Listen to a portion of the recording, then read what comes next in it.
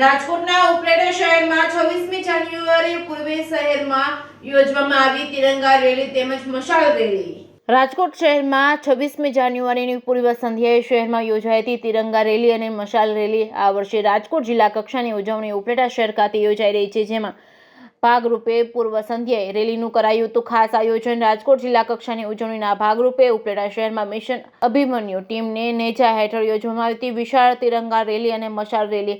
ઉપલેટા શહેરમાં યોજેલા તિરંગા રેલીમાં તેમજ મશાલ રેલીમાં સૌ કોઈ લોકો સ્વૈચ્છિક રીતે જોડાયા હતા। ઉપલેટા શહેરના બસ સ્ટેશન ચોકથી મુખ્ય માર્ગો પરથી ગાંધી ચોક સુધી આ રેલી પ્રસ્થાન કરવામાં આવી હતી। ઉપલેટાના મિશન અભિમન્યુ ટીમ દ્વારા કરેલ આ આયોજનમાં સૌ કોઈ લોકો જયઘોષ સાથે જોડાયા હતા। ધોરાજીના પ્રાંત અધિકારી, ઉપલેટાના મામલતદાર સહિતના અધિકારીઓ, કર્મચારીગણ પણ આ રેલીમાં જોડાયા હતા। Reporting by Arshi Ahir, Upleta.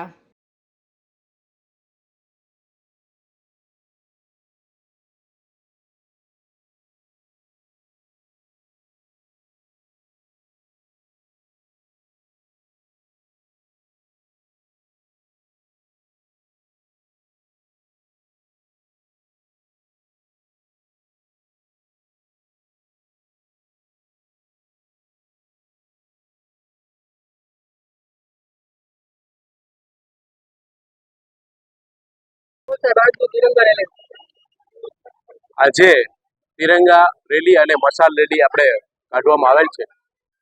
ગઈકાલે આપણે રિહર્સલ રાખેલું હતું। આપણા 75માં પ્રજાસત્તાક દિનની ઉજવણી જિલ્લા કક્ષાની ઉપલેટા ખાતે રાખવામાં આવેલ છે, જેમાં ઉપલેટા અને આજુબાજુ રાજકોટ જિલ્લાના બધા નાગરિકો, ભાઈઓ બહેનો ઉત્સાહથી આમાં જોડાઈ રહ્યા છે। અને ગઈકાલે આપણે રિહર્સલ પણ રાખવામાં આવેલું હતું, જેમાં તમામ વિભાગના અધિકારી, કર્મચારીશ્રીઓ ભાગ વ્યવસ્થિત લીધેલું છે। રિહર્સલ કરવામાં આવેલું હતું। કલેક્ટર સાહેબ અને જિલ્લા વિકાસ અધિકારી સાહેબ પણ હાજર રહેલા હતા।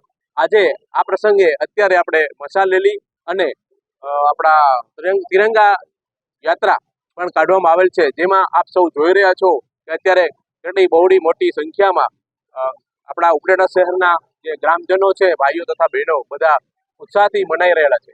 આવતીકાલે સવારના 9 કલાકે આપણા માન્ય મંત્રી શ્રી રાઘવજીભાઈ પટેલ સાહેબ આ ધ્વજારોહણ કરવાના છે, જે બદલ આપ સૌને આ કાર્યક્રમમાં સમૂહમાં જોડાવા અપીલ છે। મિશન અભિમન્યુ ઉપલેટા હરીસુવા 26મી જાન્યુઆરી બંધારણ દિવસના પૂર્વ સંધ્યાએ એટલે કે 25મી જાન્યુઆરીએ શહીદોને શ્રદ્ધાંજલિ આપવા ઉપલેટાની જનતા દ્વારા મિશન અભિમન્યુ આયોજિત એક મશાલ રેલી અને તિરંગા યાત્રાનું આયોજન કરવામાં આવ્યું હતું।